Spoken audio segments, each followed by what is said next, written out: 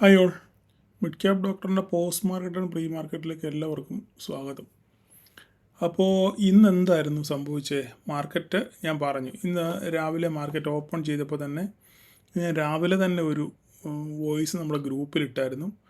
അതിൻ്റെ ഇടയിൽ ധാരാളം ആൾക്കാർ മെസ്സേജ് അയക്കുന്നുണ്ട്. സാറ് ഗ്രൂപ്പിൻ്റെ ലിങ്ക് വേണം എന്ന് പറഞ്ഞ് ധാരാളം ആൾക്കാർ മെസ്സേജ് അയക്കുന്നുണ്ട്. ഓക്കെ, അപ്പോൾ ഞാൻ ഇനിയിപ്പോൾ ഇതിനകത്തിലും കണ്ട് 900 പേരെ കണ്ടായി. ഇനി ഒരു 100 പേരെ കൂടെ അക്കോമഡേറ്റ് ചെയ്യാനുള്ള സ്ഥലം അതിനകത്തിലുണ്ട്. ഞാൻ എൻ്റെ ലിങ്ക് ഇന്ന് നമ്മുടെ ഡിസ്ക്രിപ്ഷനിൽ വെച്ചേക്കാം, അല്ലെങ്കിൽ നമ്മുടെ ഫസ്റ്റ് കമൻറ്റായിട്ട് ഞാൻ പിൻ ചെയ്തേക്കാം. ഓക്കെ, അതായത് ആ 100 പേരെ കൂടെ അഡ്മിറ്റ് ചെയ്യുക. അതിന് ശേഷം ഞാനൊരു ശുദ്ധീകരണ നടത്താൻ അതിന് കുറേ പേരെ റിമൂവ് ചെയ്യാനുണ്ട്. അപ്പം നിങ്ങൾ ഈ ഗ്രൂപ്പിലുള്ളവർ ആരെങ്കിലും പേര് സ്ഥലവും തരാൻ ഉള്ളവരുണ്ടെന്നുണ്ടെങ്കിൽ ജസ്റ്റ് എനിക്ക് മെസ്സേജ് അയയ്ക്കുക. ഇല്ലാത്തവർ പേരും ഒരു നാളും പേരൊന്നും ഇല്ലാത്തവരൊക്കെ പുറത്തു പോകും കേട്ടോ. അപ്പം ഇനി ഞാൻ ഫസ്റ്റ് കമൻറ്റിലോ അല്ല ഡിസ്ക്രിപ്ഷനിലോ എൻ്റെ ലിങ്ക് വെച്ചേക്കാം, പുതിയ ലിങ്ക് വെച്ചേക്കാം. ഓക്കെ, ഇനി അതിൻ്റെ ഒരു വിഷമം വേണ്ട, എത്രയോ പേരെ മെസ്സേജ് അയക്കുന്നത്. അപ്പോൾ നമുക്ക് കാര്യത്തിലോട്ട് വരാം. അപ്പോൾ ഇന്ന് രാവിലെ ഞാൻ മാർക്കറ്റ് ഓപ്പൺ ചെയ്തതിന് മുമ്പ് ഒരു വോയിസ് ഇട്ടു ഫെഡിൻ്റെ കട്ടുമായിട്ട് ബന്ധപ്പെട്ട്.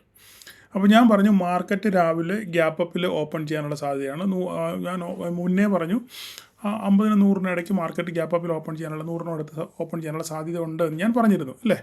അതിനുശേഷം മാർക്കറ്റ് ഓപ്പൺ ചെയ്തത് 115 പോയിൻറ്റിനടുത്തങ്ങോട്ടാണ് മാർക്കറ്റ് രാവിലെ ഗ്യാപ്പ് അപ്പിൽ ഓപ്പൺ. ഈ ബ്ലൂ ലൈനാണ് മാർക്കറ്റ് കാണുന്നത്. അപ്പോൾ ഞാൻ പറഞ്ഞു സാധാരണ രീതിയിൽ 100 പോയിൻറ്റിന് മുകളിൽ ഗ്യാപ്പ് അപ്പ് ഓപ്പൺ ചെയ്യുമ്പോൾ സാധാരണ രീതിയിൽ ആൾക്കാർ AMO ഇട്ട് PE ട്രേഡ് എടുക്കാറുണ്ട്. ഞാൻ പറഞ്ഞു ഒരു കാരണവശാലും നിങ്ങൾ ചെയ്യരുത്.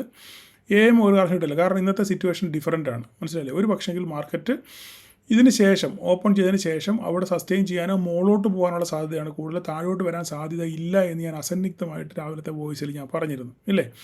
അതുപോലെ തന്നെ മാർക്കറ്റ് ഓപ്പൺ ചെയ്തതിന് ശേഷം ഒന്ന് താഴോട്ട് കുനിഞ്ഞെങ്കിലും അതുപോലെ തന്നെ നേരെ തിരിച്ചു കയറി ഒരു കൺസോളിഡേഷൻ മോഡിലേക്ക് മാർക്കറ്റ് പോയി ഇല്ലേ. ഇന്ന് സെൻസെക്സിൻ്റെ എക്സ്പയറിയാണ്. മാക്സിമം കൺസോളിഡേറ്റ് ചെയ്യുകയാണെന്നുണ്ടെങ്കിൽ അത്രത്തോളം അവർക്ക് ബെനിഫിറ്റ് കിട്ടും എന്നുള്ളൊരു കോൺസെപ്റ്റിലാണ് മാർക്കറ്റ് ഇത്രയും നേരം ഏകദേശം 12 മണി വരെ 12-12:30 വരെ എന്ത് ചെയ്തു, മാർക്കറ്റ് കൺസോളിഡേറ്റ് ചെയ്തു. അപ്പം ഇവിടെ ബിഗിനേഴ്സ് ഇതിനകത്തിലെങ്ങും ഒരു ട്രേഡ് ഇല്ല. ട്രേഡ് ഉണ്ടെന്ന് പറയാനുള്ളത് ഇവിടെ ഒക്കെ ട്രേഡ് നമുക്കൊന്നും ഒരു കൺഫർമേഷൻ ഇല്ല. നമ്മൾ ചുമ്മാ പറഞ്ഞിട്ട് കാര്യമില്ലല്ലോ. ഈ ഉണ്ടെങ്കിൽ ഉണ്ടെന്ന് പറയണം.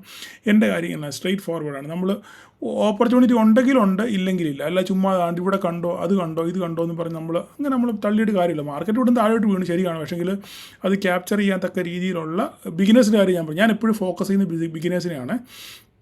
അപ്പം ഇവിടെ വേണമെങ്കിൽ പറയാം ഇവിടെ ഒരു റിവേഴ്സൽ ക്യാൻഡിൽ കണ്ടോ, അപ്പം നമുക്ക് ഇവിടെ ട്രേഡ് തരുന്നത് ഇവിടെ കുറച്ച് നേരം കൺസോൾട്ടേറ്റ് ചെയ്ത് മാർക്കറ്റ് താഴോട്ട് പോകുന്നതൊക്കെ പറയാൻ വേണം, തള്ളാൻ വേണമെങ്കിൽ. പക്ഷേ അങ്ങനെ തള്ളിയിട്ടൊന്നും യാതൊരു കാര്യമില്ല. ഓക്കെ, നമുക്ക് കൃത്യമായി ഓപ്പർച്യൂണിറ്റി ഇല്ല. ഈ ഓപ്പർച്യൂണിറ്റി ഇല്ലെങ്കിൽ ഇല്ല എന്ന് തന്നെ പറയണം അല്ലേ. ഇപ്പോൾ ഒരു ദിവസം ട്രേഡ് എടുത്തില്ലെന്ന് പറഞ്ഞ് വേറെ പ്രശ്നങ്ങൾ ഒന്നും ഉണ്ടാകത്തില്ല. അപ്പം ഈ ബിഗിനേഴ്സിന് ഒരു എൻട്രി പോയിന്റില്ല. അല്ലാത്തവർക്ക് എക്സ്പീരിയൻസ്ഡ് ആയിട്ടുള്ള ആൾക്കാർക്ക് എൻട്രി ഉണ്ടായിരുന്നു. കാരണം ഇവിടെ എവിടെയെങ്കിലും അവർക്ക് അറിയാം ഈ കൺസോൾട്ടേറ്റ് ചെയ്യുമ്പോൾ ഒരു പക്ഷേ മാർക്കറ്റ് ഇവിടുന്ന് ഫർദറായിട്ട് വീഴാനുള്ള സാധ്യതയുണ്ട്. സ്റ്റോപ്പ് ലോസ് അവർക്ക് കൃത്യമായിട്ട് ഇന്നത്തെ ഓപ്പണിംഗിൻ്റെ അവിടെ സ്റ്റോപ്പ് ലോസ് ചെയ്യുന്നവർക്ക് ട്രേഡ് എടുക്കാം. ഓക്കെ, അവർക്ക് കിട്ടി ട്രേഡ് സംഭവിച്ചു. ഞാൻ ബിഗിനേഴ്സിനെ സംബന്ധിച്ചിടത്തോളം ഇവിടെ ഒരു ട്രേഡിനെ പറ്റി അവർക്ക് ചിന്തിക്കാൻ ഇല്ല, ഓപ്പർച്യൂണിറ്റി ഇല്ല. പിന്നെ ബിഗിനേഴ്സിന് ഓപ്പർച്യൂണിറ്റി ഉണ്ട്. എവിടെയാണ് ഓപ്പർച്യൂണിറ്റി ഉള്ളത്? ഓപ്പർച്യൂണിറ്റി ഉള്ളത് കണ്ട് ഇവിടെയാണ്.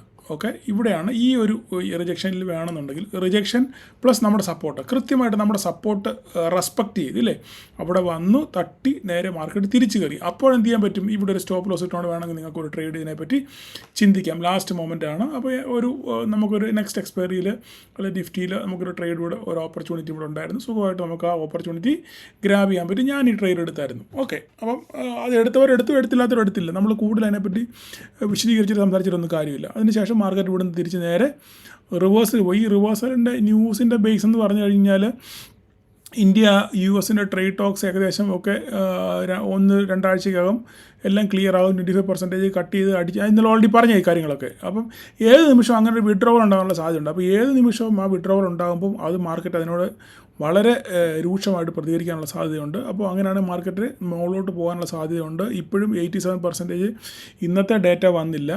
ഞാൻ അതിനെപ്പറ്റി ഒരു വീഡിയോ ചെയ്യുന്നുണ്ട് കേട്ടോ. നിങ്ങൾ ധാരാളം പേര് ചോദിക്കുന്നുണ്ട് ഷോർട്ട് പൊസിഷൻ എങ്ങനെയാണ് അത് കാൽക്കുലേറ്റ് ചെയ്യുന്നുള്ള കാര്യം. ഞാനതിനെപ്പറ്റി പഠിച്ചതിന് ശേഷം ഞാനത് പഠിച്ചു, എല്ലാം സെറ്റ് ചെയ്ത് വെച്ചിട്ടുണ്ട്. ഞാൻ ഈ വീക്കെൻഡിൽ തന്നെ പറ്റുമെങ്കിൽ ഒരു വീഡിയോ അതിനെപ്പറ്റി ചെയ്യാം. ഓക്കെ, അപ്പോൾ നിങ്ങളുടെ ആ ആശങ്ക അങ്ങ് അകലും. അപ്പോൾ ഇന്നത്തെ ഡേറ്റ വന്നിട്ടില്ല. അപ്പം ഇന്നലെ വരെ 87% ഷോർട്ട് പൊസിഷൻ ആയിരുന്നു. അപ്പം മാർക്കറ്റ് പക്ഷേ മുകളിലോട്ട് പോവുകയാണെന്നുണ്ടെങ്കിൽ ഈ ഷോർട്ട് ചെയ്തൊക്കെല്ലാം എന്ത് ചെയ്യാൻ പറ്റും, അവിടുന്ന് പിന്നെ ഷോർട്ട് അഴിക്കേണ്ടി വരും, ഷോർട്ട് അവിടുന്ന് ഒഴിവാക്കേണ്ടി വരും. അങ്ങനെ ആകുമ്പോൾ മാർക്കറ്റ് പിന്നെ ഫർദറായിട്ട് മുകളിലോട്ട് പോകാനുള്ള സാധ്യത വളരെ കൂടുതലാണ്. അപ്പോൾ ഇതൊക്കെയാണ് ഇന്നത്തെ മാർക്കറ്റിൽ സംഭവിച്ച കാര്യങ്ങൾ. അപ്പോൾ ഈ ഒരു മൊമെൻറ്റത്തിൻ്റെ കാര്യം ആ ഒരു ന്യൂസ് വന്നതാണ്. ഓക്കെ, ഏറെക്കുറെ ഒരു ധാരണയിലെത്തി, ഉടൻ തന്നെ ഏകദേശം അതിൻ്റെ ഒരു ധാരണയിലെത്തും എന്നുള്ളൊരു ന്യൂസ് വന്നതിന് പുറത്താണ് ഇങ്ങനൊരു സംഭവം, ഒരു പുഷ് ഉണ്ടായത്. അതായത് എവിടെയാണോ മാർക്കറ്റ് ഓപ്പൺ ചെയ്തത് അവിടെ തന്നെ വന്ന് മാർക്കറ്റ് ക്ലോസ് ചെയ്തു, ഇല്ലേ? അപ്പോൾ ഇന്നത്തെ കഥയെ പറയുകയാണെന്നുണ്ടെങ്കിൽ ഏകദേശം 100-110 പോയിൻറ്റ് ഗ്യാപ്പപ്പിൽ ഓപ്പൺ ചെയ്തു. അതേ പോയിൻറ്റിൽ തന്നെ മാർക്കറ്റ് ഇന്നെന്ത് ചെയ്തു, ക്ലോസ് ചെയ്തു. നമുക്കിത് ഡെയിലി ഒന്ന് നോക്കിയേക്കാം എന്താ സംഭവിച്ചതെന്ന്. ഡെയിലി നോക്കുകയാണെന്നുണ്ടെങ്കിൽ നമുക്ക് കാണാം നല്ല രീതിയിൽ ഒരു റിജക്ഷനാണ് ഫോം ചെയ്തേക്കുന്നത്, ഇല്ലേ? നല്ലൊരു റിജക്ഷനാണ് ഫോം ചെയ്തേക്കുന്നത്. മാർക്കറ്റ് താഴോട്ട് വന്നെങ്കിലും നേരെ തിരിച്ചു പോയി മുകളിൽ പോയി ക്ലോസ് ചെയ്തു, ഇല്ലേ? ഒരു സ്പിന്നിങ് ടോപ്പ് എന്ന് വേണമെങ്കിൽ പറയാം, ഇല്ലേ? ഒരു സ്പിന്നിങ് ടോപ്പായിട്ട് വന്ന് മാർക്കറ്റ് ക്ലോസ് ചെയ്തിട്ടുണ്ട്. ഇതിൻ്റെ അർത്ഥം എന്താണ്? ഇതിൻ്റെ അർത്ഥം മാർക്കറ്റ് ഇവിടുന്ന് മുകളിലോട്ട് പോകാനുള്ള സാധ്യത വളരെ കൂടുതലാണ്, ഇല്ലേ? അപ്പം നമുക്ക് അപ്പോൾ നാളെ ഒരു ബുള്ളിഷ് മൊമെൻ്റ് തന്നെ പ്രതീക്ഷിക്കുക. അങ്ങനെയാണെന്നുണ്ടെങ്കിൽ 24, 25, എൻ്റെ വായിൽ എപ്പോഴും 24 എന്താ അറിയത്തില്ല, എന്തോ സംഭവിക്കാനുള്ളത് തോന്നുന്നു. 24 എപ്പോഴും വായിൽ വരുന്നത്.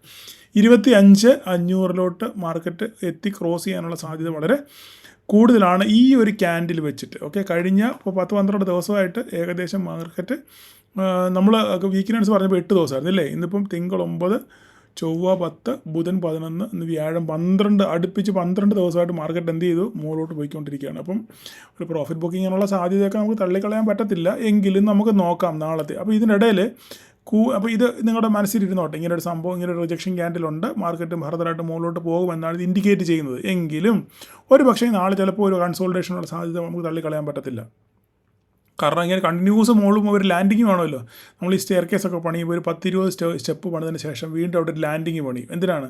ഇത് ഒടിഞ്ഞ് തൂങ്ങി താഴെ പോകാതിരിക്കാൻ വേണ്ടി. അപ്പോൾ ആ ലാൻഡിങ് പണിതിന് ശേഷം പിന്നെയാണ് ബാക്കി അവിടുത്തെ സ്റ്റെയർ കേസ് അങ്ങോട്ട് കിട്ടുന്നത്. എന്ന് പറഞ്ഞ പോലെ ഇതിപ്പോൾ 8-10-12 ദിവസമായിട്ട് മാർക്കറ്റ് ഇങ്ങനെ മുകളിലോട്ട് പോകണം. ഇനി ഒരു കൺസോൾട്ടേഷൻ വേണം, ഒരു ലാൻഡിങ് വേണം, ഇല്ലേ? ആ ലാൻഡ് ചെയ്ത് ഒന്ന് സാവകാശപ്പെട്ട് വെള്ളമൊക്കെ കുടിച്ച് എന്തെങ്കിലും കഴിക്കണമെങ്കിൽ കഴിച്ചിട്ടൊക്കെ ശേഷം പിന്നെ ഇവിടുന്നൊരു റാലി. അതാണ് ഞാൻ നിങ്ങൾക്ക് മനസ്സിലാകാൻ വേണ്ടിയാണ് ഈ ഭാഷ പറയുന്നത്. അപ്പോൾ അങ്ങനെ ഒരു റാലി പിന്നെ ഫർദറായിട്ട് ഉണ്ടാകുന്നുള്ളൂ. അപ്പോൾ ഇതിനിടയിൽ അപ്പോൾ ഇത് നിങ്ങൾ മനസ്സിലായല്ലോ. അപ്പോൾ ഇനി അടുത്തൊരു കാര്യം കൂടെ പറയാനുണ്ട്, അതുകൊണ്ടാണ് പറഞ്ഞത്. അപ്പോൾ കൂനിന്മേൽ കുരു പോലെ ഇപ്പോൾ ഒരു പ്രശ്നം അവസാനിച്ച് ഫെഡ് റേറ്റ് കട്ടും കാര്യങ്ങളെല്ലാം കഴിഞ്ഞ് എല്ലാം പ്രശ്നങ്ങളെല്ലാം തീർന്നു എന്ന് പറഞ്ഞ് അതിന് ശേഷം ഇപ്പോൾ ഇന്ന് ഉച്ചയായപ്പം കൂനിന്മേൽ കുരു പോലെ പുതിയൊരു ന്യൂസ് വന്നിട്ടുണ്ട്. സൗദി അറേബ്യയും നമ്മളുടെ പാകിസ്ഥാനും തമ്മിൽ, പിന്നെ പാകിസ്ഥാൻ ഒരു ആണവ രാഷ്ട്രമെന്ന് നിങ്ങൾക്കറിയാമല്ലോ, ഒരു ആണവ രാഷ്ട്രവും ആണവ ശക്തി ഇല്ലാത്ത ഒരു രാഷ്ട്രവും തമ്മിൽ ഒരു ഡിഫൻസിൽ കരാറുകൾ ഒക്കെ ഒപ്പിട്ടു എന്നൊരു വാർത്ത ഇങ്ങനെ വന്നു. ഡിഫൻസ് കരാറിൽ ഒപ്പിട്ടു. അതായത് അതിൻ്റെ അർത്ഥം എന്ന് പറഞ്ഞു കഴിഞ്ഞാൽ അവർ അതിനകത്ത് ഞാനിപ്പോൾ ഇങ്ങനെ ഈയിടെ ഇപ്പോൾ ജസ്റ്റ് വന്നതേ ഉള്ളൂ. ആ ഒരു ന്യൂസിനകത്ത് വായിച്ച് എനിക്ക് മനസ്സിലായത്, ഒരു രാഷ്ട്രത്തെ ആക്രമിക്കുകയാണെങ്കിൽ അത് ആ സൈൻ ചെയ്ത രണ്ട് രാജ്യങ്ങൾ തമ്മിലാണല്ലോ അണ്ടർസ്റ്റാൻഡിങ്. അപ്പോൾ ഒരു രാജ്യത്തെ ആക്രമിച്ചാൽ മറ്റേ രാജ്യത്തെയും ആക്രമിച്ചു എന്ന് കണക്കാക്കി അവരുടെ യുദ്ധത്തിൽ ഇവരും പങ്കാളിയാകും എന്നൊക്കെയാണ് പറഞ്ഞു വരുന്നത്. ഇതൊക്കെ നമ്മളെ ചൊറിയാനുള്ള പരിപാടിയാണ്. പക്ഷേ അതൊന്നും നടക്കുന്ന കാര്യമില്ല. പ്രത്യേകിച്ച് സൗദി അറേബ്യ നമ്മളുമായിട്ട് നല്ലൊരു ബന്ധമാണുള്ളത്. അപ്പം അത് എത്രത്തോളം നമ്മളെ കലുഷിതമാക്കും എന്ന് പറയാൻ പറ്റത്തില്ല. അതങ്ങനെ ഒരിക്കലും സംഭവിക്കാൻ പോകുന്ന കാര്യമല്ല. പാകിസ്ഥാൻ ഇങ്ങനെ പല മുടകളും ഇങ്ങനെ കാണിക്കും. അതൊന്നും നമ്മളെ ബാധിക്കുന്ന കാര്യമേ അല്ല.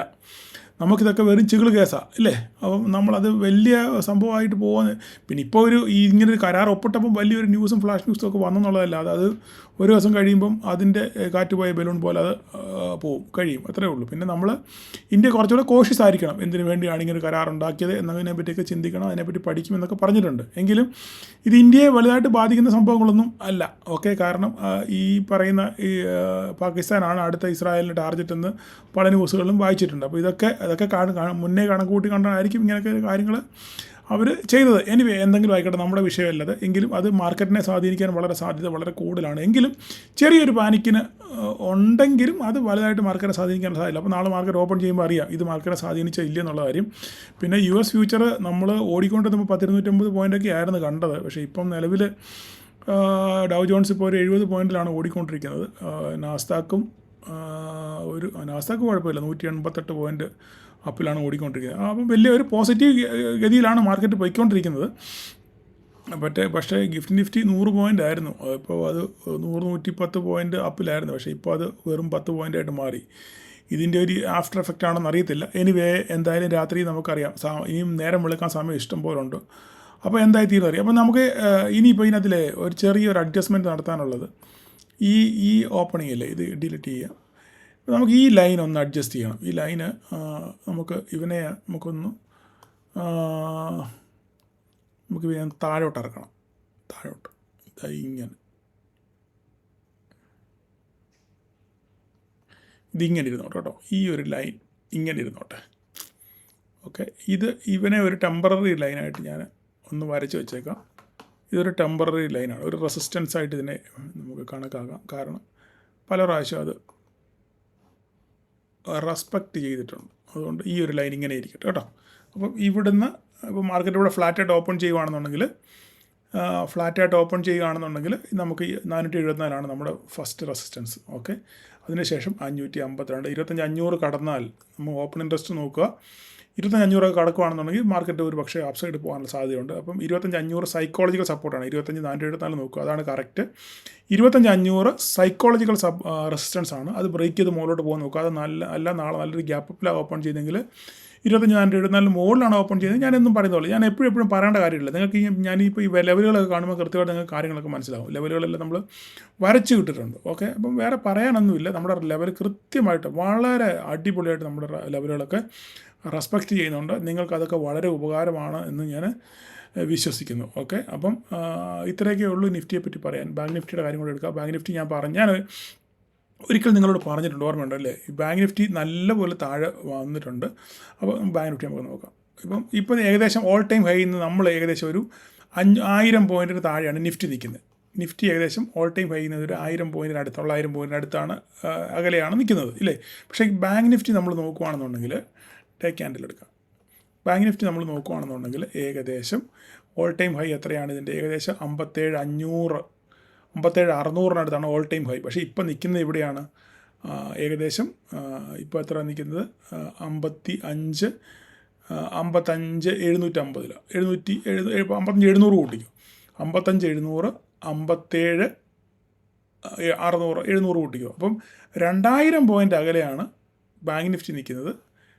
നിഫ്റ്റി നിൽക്കുന്നത് 1000 പോയിൻ്റ് അകലെയാണ്. ഓക്കെ, അപ്പം ഒരു പക്ഷെങ്കിൽ ഇനിയിപ്പോൾ ബാങ്ക് നിഫ്റ്റിയാണ് ഇവിടെ പെർഫോം ചെയ്യേണ്ടത്. ബാങ്ക് നിഫ്റ്റി പെർഫോം ചെയ്യുകയാണെന്നുണ്ടെങ്കിൽ നിഫ്റ്റിയെ ഫർദറായിട്ട് മുകളിലോട്ട് പുഷ് ചെയ്യാനുള്ള സാധ്യതയുണ്ട്. അപ്പോൾ ഇവിടെ ഒരു സ്ട്രോങ് റെസിസ്റ്റൻസ് ഒക്കെ കാണുന്നുണ്ട് ഡേ വൈസിൽ. ഇവിടെ ഒരു ബാങ്ക് നിഫ്റ്റിക്ക് ഒരു സ്ട്രോങ് റെസിസ്റ്റൻസ് കാണുന്നുണ്ട്. അപ്പോൾ നമുക്ക് നോക്കാം. അപ്പോൾ ഈ ഏരിയയിൽ എത്തുകയാണെന്നുണ്ടെങ്കിൽ നമ്മുടെ മറ്റേ നിഫ്റ്റി ഏകദേശം 25,500, 550 റേഞ്ചിലെത്തും. അപ്പോൾ ഇവിടെ ഒരു പ്രോഫിറ്റ് ബുക്കിംഗ് ഉണ്ടാകുമെന്നുള്ളത് നമുക്ക് നോക്കണം. അപ്പോൾ നാളെ നമുക്ക് കറക്റ്റ് വിവരങ്ങളൊക്കെ അറിയാൻ പറ്റത്തുള്ളൂ. അപ്പം നമുക്ക് 5 മിനിറ്റിൻ്റെ ക്യാൻഡിലോട്ടൊന്ന് പോയി നോക്കാം. ഓക്കെ, നമ്മളിപ്പം മാർക്കറ്റ് കുറേ ദിവസം കൊണ്ട്, അപ്പോൾ നമ്മളൊരു 45 മിനിറ്റ് ക്യാൻഡിൽ നോക്കി ഞാൻ മനസ്സിലാകുന്നത് നോക്കിക്കേ. കഴിഞ്ഞ കുറേ ദിവസങ്ങളായിട്ടും ബാങ്ക് നിഫ്റ്റി എന്താണ് നല്ലൊരു കൺസോൾട്ടേഷൻ കഴിഞ്ഞിട്ട് നല്ലൊരു അപ്പ് മൂവ്മെൻറ്റിലൂടെ വന്നുകൊണ്ടിരിക്കുന്നത്. ഏകദേശം എത്രയാണ്? 53,660, 55, 60, ഏകദേശം 2000 പോയിൻ്റ് ഓൾറെഡി ട്രാവൽ ചെയ്തു. 2000 point already bank Nifty travel ചെയ്തു. ഇനി 2000 പോയിൻ്റോടെ ബാക്കിയുണ്ട്. ഓക്കെ, അപ്പം ഫർദറായിട്ട് ഈ 56,110 ഇതാണ് ഒരു മേജർ പോയിൻ്റ്. ഓക്കെ, ഈ പച്ച ലൈൻ കിടക്കുന്നത്. ഈ 56,110 കടന്നു കഴിഞ്ഞാൽ മാർക്കറ്റ് ഇവിടെ നിന്ന് സംഭവിക്കും നോക്കുക. ഈ 56,110 മാർക്കറ്റ് എന്താ നടക്കുന്നതെന്ന് 5 മിനിറ്റിലോട്ട്.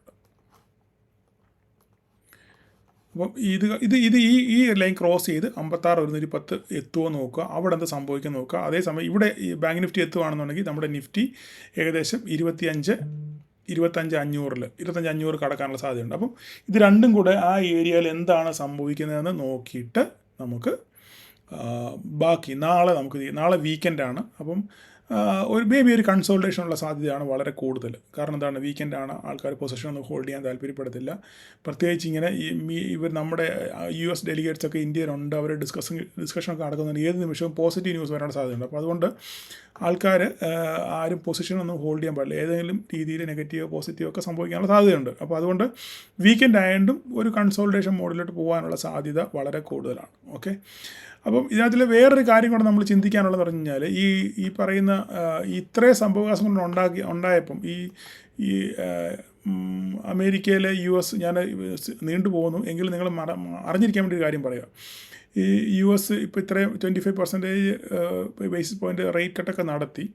റേറ്റ് കട്ടൊക്കെ നടത്തിയപ്പോൾ നമുക്ക് ഗോൾഡ് അറിയാം. ഗോൾഡ് വളരെയധികം മുകളോട്ട് കയറി ഒരു മര്യാദയില്ലാത്ത രീതിയിൽ ഗോൾഡ് പോവാം. ഇപ്പം നമ്മൾ ഗോൾഡിൻ്റെ ഡേ ക്യാൻഡിൽ നോക്കുകയാണെന്നുണ്ടെങ്കിൽ നിങ്ങൾക്ക് മനസ്സിലാവും. കണ്ടോ, ഒരു ഭയങ്കര റാലി നടത്തിക്കുകയാണ്. ഈ റാലി നടത്തിയെങ്കിലും പിന്നെ ഒരു ഫർദറായിട്ടുള്ളൊരു ഫോൾ ഇതിനകത്ത് കാണുന്നില്ല. ഇത് എല്ലാം സത്യം പറഞ്ഞാൽ മൊത്തം അനലിസ്റ്റുകളെയും ഒരു കൺസേൺ ആണ്. ഒരു എന്താ പറയുന്നത്, ഗോൾഡ് ഒരു അനിശ്ചയാവസ്ഥയിൽ നിൽക്കുകയാണ്. ഒരിക്കലും ഇത് പ്രോഫിറ്റ് ബുക്ക് ചെയ്ത് താഴോട്ട് വരാൻ നമ്മൾ താല്പര്യപ്പെടുന്നില്ല. അപ്പം ഈ ഗോൾഡ് വീഴാത്തത് ഒരു വലിയ അനിശ്ചയാവസ്ഥയ്ക്ക് കാരണമുണ്ട്. കാരണം വെച്ചാൽ എന്തുകൊണ്ടാണ് ഗോൾഡ് താഴോട്ട് വരാത്തത്? അപ്പോൾ എന്തുകൊണ്ടാണ് ആൾക്കാർ ഗോൾഡിൽ എങ്ങനെ ഇൻവെസ്റ്റ് ചെയ്യുന്നത്? എന്തിനാണ് ഗോൾഡിനകത്തോട്ട് ആൾക്കാർ മാറുന്ന കാര്യം എന്താ? അതായത് സ്റ്റോക്ക് മാർക്കറ്റിൽ നമുക്ക് ഒരു അൺസർട്ടനിറ്റി വരുമ്പം, അല്ലെങ്കിൽ അവിടെ എന്തെങ്കിലും ഒരു കലുഷിതാവസ്ഥ ഉണ്ടാകുന്നുണ്ടെങ്കിൽ ആൾക്കാർ ഒരു ഷുവറായിട്ടുള്ള ഒരു കമ്മോഡിറ്റിയിലേക്ക് മാറും. അതിനകത്ത് അവിടെ ഷുവറിറ്റി ഉള്ളൊരു കമ്മോഡിറ്റി എന്ന് പറഞ്ഞാൽ ഗോൾഡാണ്, അല്ലേ? ഒരു പിന്നെ സ്ഥിര നിക്ഷേപം, അല്ലെങ്കിൽ സ്ഥിര നിക്ഷേപം എന്നല്ല പറയുന്നത്, അതിന് എന്താ പറയുന്നത്, വിശ്വാസ്യതയുള്ള ഒരു മെറ്റൽ എന്ന് പറയുന്നത് ഗോൾഡാണ് ലോകം ഒട്ടുക്കെ അറിയപ്പെടുന്നത്. അപ്പോൾ ആ ഗോൾഡിലേക്ക് മാറാൻ ആൾക്കാർ താല്പര്യപ്പെടും. പക്ഷേങ്കിൽ ഇപ്പോഴും US മാർക്കറ്റിലെ ആ അൺസർട്ടനിറ്റിയൊക്കെ മാറി റേറ്റ് കട്ടൊക്കെ വന്നിട്ടും ഇതിനൊരു ഫോള് വീഴുന്നില്ല. മനസ്സിലായില്ലേ? അപ്പം അതുകൊണ്ട് അതും ഒരു കൺസേൺ ആണ്. മാർക്കറ്റ് മുകളിലോട്ട് പോകാതിരിക്കാനുള്ള ഒരു കൺസേൺ ഈ ഒരു ഗോൾഡിൻ്റെ ഒരു വിഷയം കൂടെ ഉണ്ട്. ഓക്കെ, ഇത് ഞാൻ ജസ്റ്റ് എൻ്റെ അറിവിൽ നിന്ന് ഞാൻ നിങ്ങൾക്ക് പറഞ്ഞെന്ന് മാത്രമേ ഉള്ളൂ.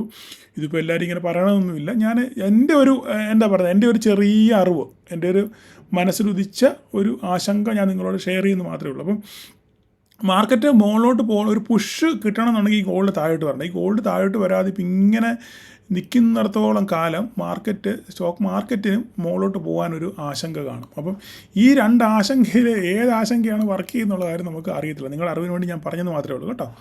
അപ്പം അതങ്ങനെ നിൽക്കട്ടെ. അപ്പം അതും ഒരു കൺസേൺ ആണ്. അപ്പം ഇനിയിപ്പോൾ നമുക്ക് എന്താണ്, ബാങ്ക് നിഫ്റ്റിയുടെ കാര്യം ഞാൻ പറഞ്ഞു. ഇനിയിപ്പം മിഡ് ക്യാപ്പ് ഇന്ന് ലാസ്റ്റ് മൊമെൻറ്റിൽ ഒന്ന് വലിഞ്ഞു വെച്ച് കയറി, ഇല്ലേ?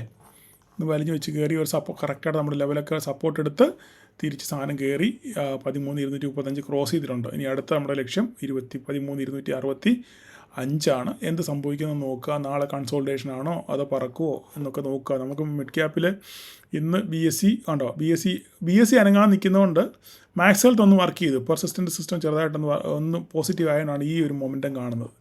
ഇല്ലെങ്കിൽ BSE ആണ് അതിൽ ഏറ്റവും ഹെവി വെയിറ്റേജ്. അപ്പോൾ BSE ഒന്നും ചലിക്കാത്തതുകൊണ്ടാണ് ഇവൻ ചലിക്കാതെ ഇങ്ങനെ നിൽക്കുന്നത്. BSE ഒന്ന് പെർഫോം ചെയ്യുകയാണെന്നുണ്ടെങ്കിൽ ഇവൻ പറക്കും. ഓക്കെ, അപ്പം മിഡ് ക്യാപ്പിലും ഈ പറയുന്ന പോലെ തന്നെ ഈ സംഭവങ്ങളൊക്കെ ഉള്ളൂ. ഇത് നിങ്ങൾ ലെവലുകളെല്ലാം ഉണ്ട്. ഞാൻ എപ്പോഴും പറയേണ്ട കാര്യമില്ലല്ലോ. ലെവലുകൾ നിങ്ങളുടെ കയ്യിൽ ഇരിപ്പുണ്ട്. അപ്പോൾ ലെവലുകളൊക്കെ നോക്കി അതാത് ലെവലുകളിൽ നിങ്ങൾ ട്രേഡ് എടുക്കാൻ നിങ്ങൾ ശ്രദ്ധിക്കുക. ഓക്കെ, അപ്പോൾ ഇത്രയൊക്കെ ഉള്ളൂ കാര്യം. എല്ലാവരും നാളെ വീക്കെൻഡാണ്, പഠിക്കാനൊക്കെ ശ്രമിക്കുക. പഠിച്ചെങ്കിൽ മാത്രമേ ജയിക്കാൻ പറ്റത്തുള്ളൂ. ഓക്കെ, പഠിക്കാതെ ഒരു രക്ഷയില്ല. അപ്പോൾ അതുകൊണ്ട് എല്ലാവർക്കും നാളെ ഒരു പ്രോഫിറ്റബിൾ ഡേ ആശംസിക്കുന്നു. ഞാൻ ലിങ്ക് ഇതിൻ്റെ ഫസ്റ്റ് കമൻറ്റിൽ വെച്ചേക്കാം, വാട്സപ്പിൻ്റെ. ഓക്കെ, അപ്പോൾ താങ്ക് യു ഓൾ.